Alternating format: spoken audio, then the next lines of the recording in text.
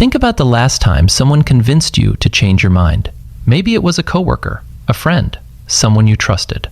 You walked away thinking it was your own decision, that you figured it out yourself. But what if that's not quite what happened? What if the person you were talking to without even knowing it was guiding every step of that conversation? Here's what makes this uncomfortable. The people most likely to do this aren't manipulators in the traditional sense. They're not scheming. They're not cold. In fact, they're often the most thoughtful, intelligent people in your life.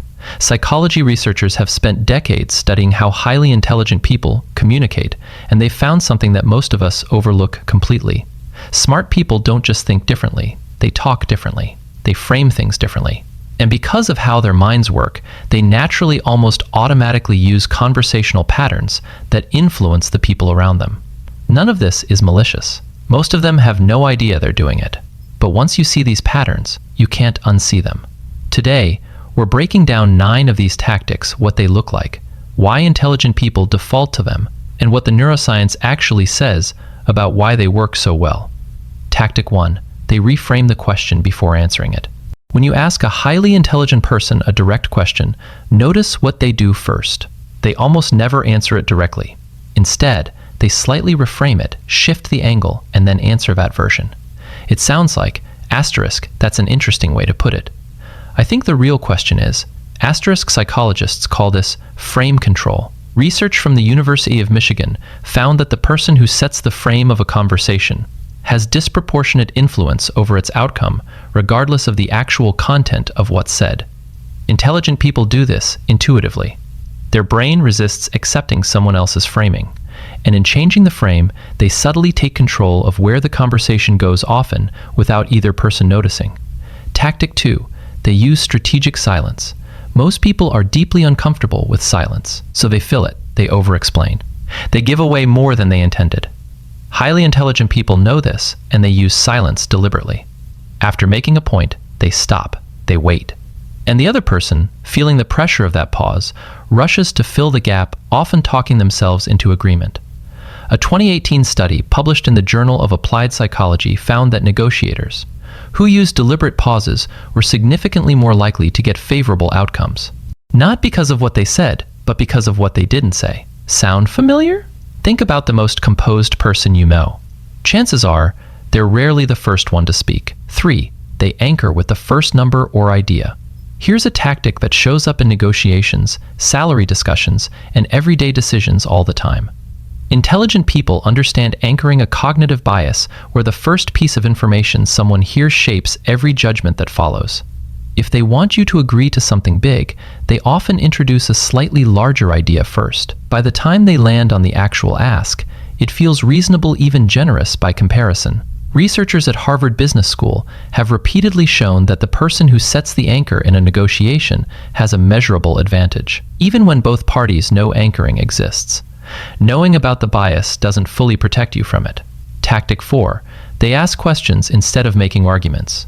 When a highly intelligent person disagrees with you, they often won't say so directly. Instead, they'll ask questions. Calm, curious, genuinely interested sounding questions. Asterisk, what makes you feel confident about that? Asterisk, what would change your mind if you turned out to be wrong? Asterisk, have you considered what happens if... This is sometimes called the Socratic Method, named after the Greek philosopher who used questions to lead people to conclusions they wouldn't have reached on their own. What makes it so effective is that people trust their own conclusions far more than conclusions handed to them. By asking the right questions, intelligent people guide you to arrive at their point while feeling like you got there yourself. Before we get to the next 5, and honestly, tactic number 7 is the one that surprised me most. When I first came across this research, I want to ask you something. How many of these have you seen in someone you know? A boss, a parent, a partner, a close friend?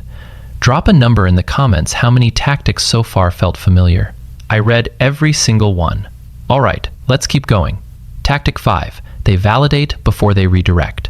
Highly intelligent people rarely reject an idea outright. That would create resistance.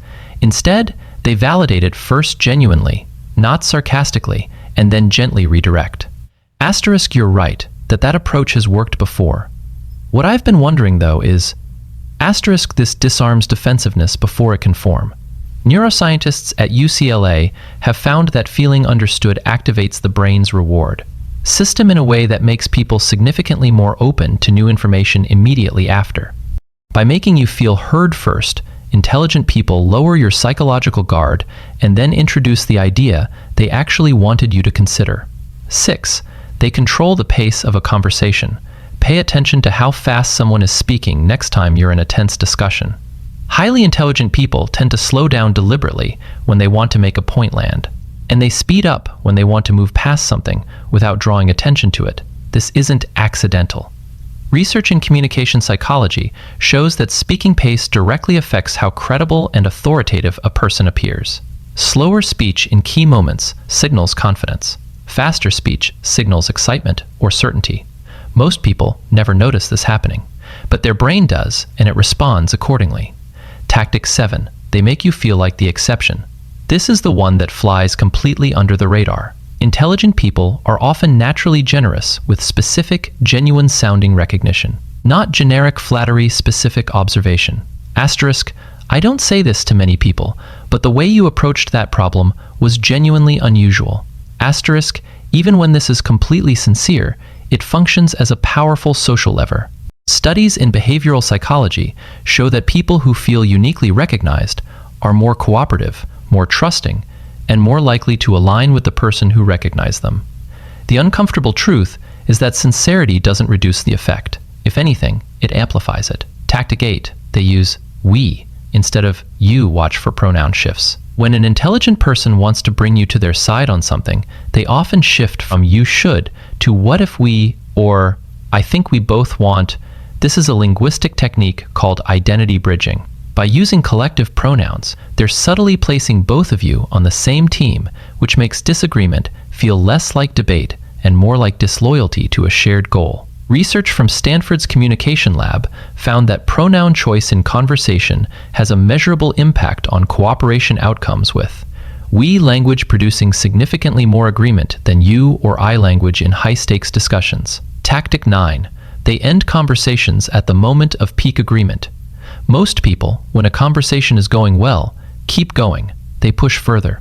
They try to get more. Highly intelligent people stop. They've learned often intuitively that impressions are shaped disproportionately by how an interaction ends. This is called the peak end rule, documented extensively by Nobel Prize-winning psychologist Daniel Kahneman. People remember the most intense moment of an experience, and the way it ended, everything in the middle fades. By leaving when things are good, intelligent people ensure the memory of the conversation works in their favor long after it's over. Here's what I find most striking about all of this. None of these tactics require bad intentions to work. They work precisely because they're rooted in a deep, sometimes unconscious understanding of how people think, what people need, and how conversations actually move. The most intelligent people around you aren't necessarily the loudest, or the most aggressive, or the most persuasive in the obvious sense. They're the ones who understand the invisible architecture of human interaction. And now, so do you. If you want to go deeper on this, specifically how to protect yourself when someone is using these tactics on you, that's exactly what the next video covers. I think you'll find it just as eye-opening